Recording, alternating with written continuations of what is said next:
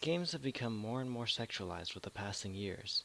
Games like Mortal Kombat, Mario, and Lollipop Chainsaw, which put females in either helpless or sexual positions, are becoming the norm. Even games that have previously had no bias are slowly sexualizing their female characters.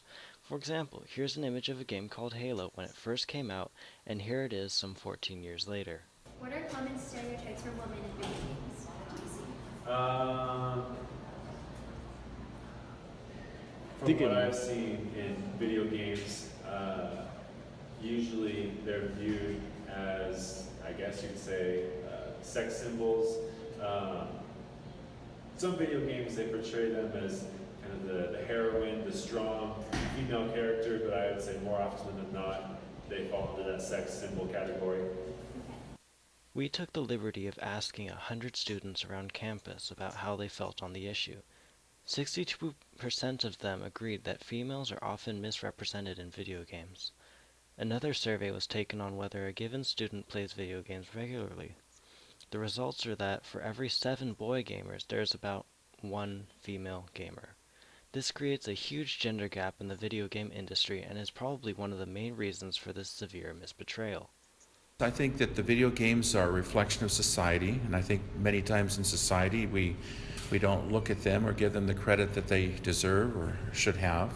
And I do see that in video games, but there are some video games, like Portal, for example, where the woman, the narrator, is probably the dominant character, and I think she does a great job in that game. So I think it's like a reflection of society, and it just depends on where you go, and the general stereotype is that that women can't do it, when in reality sometimes they do it much better than men do.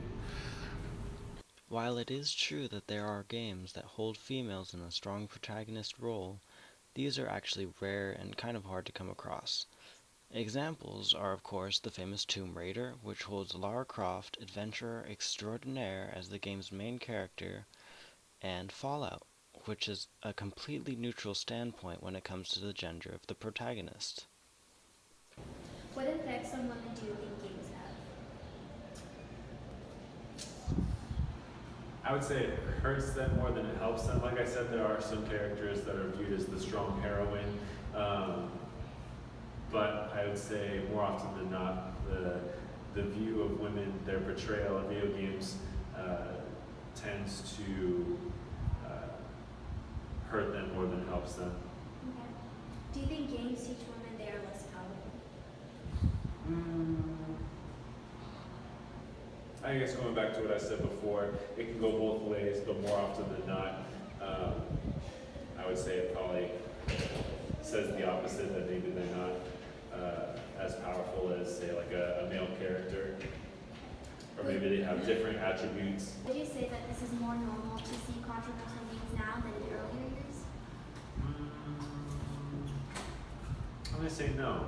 I think back in the day, much like with movies, film producers, video game makers could get away with, I think, a lot more. And then since then, we've, as a society, I think, have this desire to really censor and look into what our youth are consuming, be it with their eyes, what they're seeing, what they're listening to with music. And so I think we're moving more towards, I would say, heavier censorship in the video games that are coming out. If there is something that's controversial, you definitely hear a lot about it in the media, like, oh, don't let your kids buy this game because it has this and this and this. Also with social media, the way that information is spread much easier, much faster, I think that also helps to mitigate some of the mature content that could be reaching our youth. Okay, that's it. If you have kids, even sometimes teenagers, depending on how mature they are, looking at what's deemed as mature content, I think that can be dangerous, really, to how boys, even girls, view women, what types of roles they associate with women. So yeah, to answer your question, I think it is an issue we need to think about, and it can be dangerous.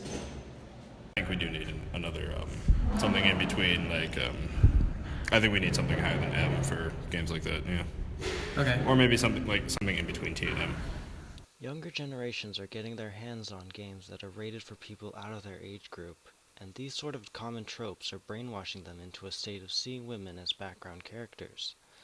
They want to play games with the biggest guns and armor, and sadly that usually means that any female character in the game is a mere pawn in their global conquest. There's some games that can make people become, I think, more violent. I think there's some games that can make people more intelligent, or at least utilize their intelligence more. There's some that teach and educate, and the people that play them, they become more educated. So it depends on the purpose of the game, but whatever the game's focus is, if you play it, you're going to get better at whatever it's trying to achieve. So in the end, we need to bring awareness to the female stereotype and its insulting portrayals. We cannot, in good conscience, continue to let females be misrepresented or to let younger generations become used to this image of what a female should be.